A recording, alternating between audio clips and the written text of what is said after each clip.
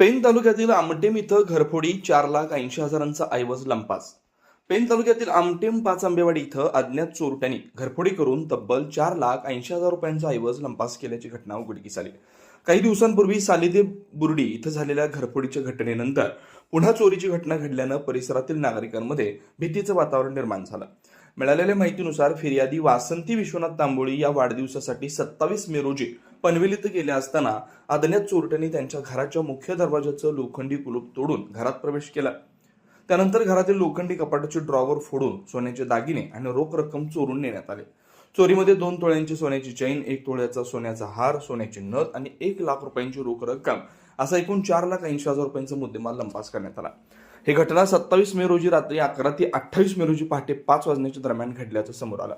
या प्रकरणी वडखळ पोलीस ठाण्यात अज्ञात चोरट्यांविरुद्ध गुन्हा दाखल करण्यात आला. पोलीस उपनिरीक्षक चव्हाण पुढील तपास करत आहेत. वारंवार घडणाऱ्या घरफोडींच्या घटनांमुळे परिसरातील नागरिकांनी पोलिसांकडे गस्त वाढवण्याची मागणी केली आहे.